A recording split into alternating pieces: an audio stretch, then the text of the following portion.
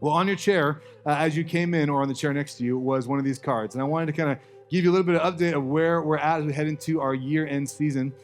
We today are launching our year-end Strong Start generosity initiative, that each year that we come to the end of the year, we think about what God has done, where we can kind of lean in and stretch as individuals, as families, and as a community with our trust, with our generosity, and how we can deploy that resources both here in the ministry of Restoration Church and beyond what we're doing, as well as look to the next year to make wise financial decisions, to forecast as best we can what God is doing and how we get to be a part of it.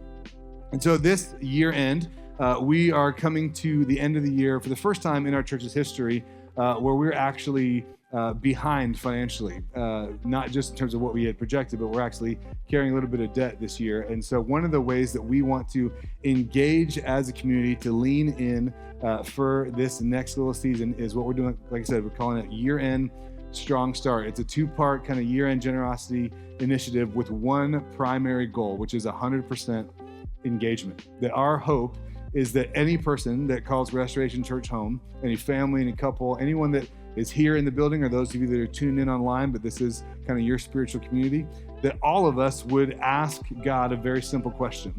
How is it that you're inviting me to participate in what you want to do in and through Restoration Church? How is it that you're inviting me to participate in what you want to do in and through Restoration? And I believe that if we ask that question, God will answer us. God will clearly show each of us how we can participate. And so our primary goal, what you're going to hear us celebrate for the next few weeks as we go forward through year end, is a percentage goal. It's not a numbers goal. It's a percentage goal that we want to see 100% engagement. And what that means, though, is that there are some financial realities that we want to see, accomplished, or we are hoping and praying for would be accomplished through that participation.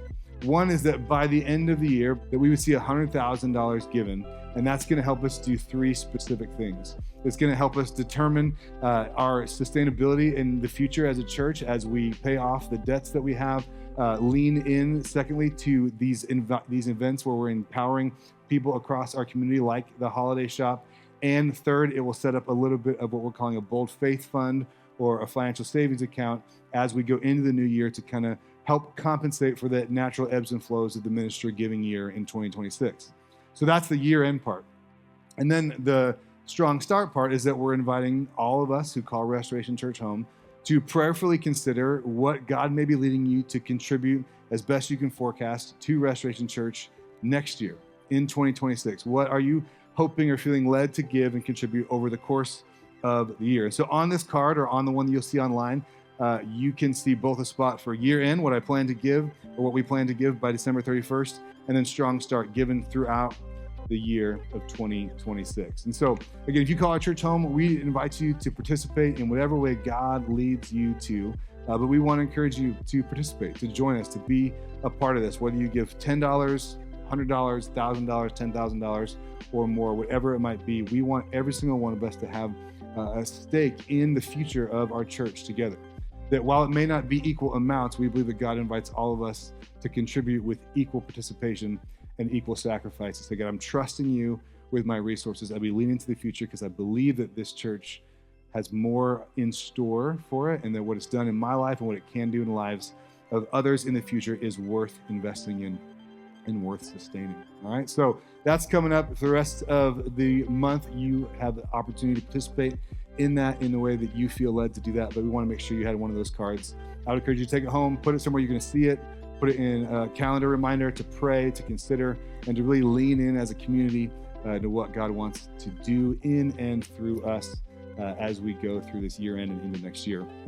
If you want to fill this out and turn it in, please do that along with your year-end gift before, like I said, December 31st, so that it counts for this year and moving forward.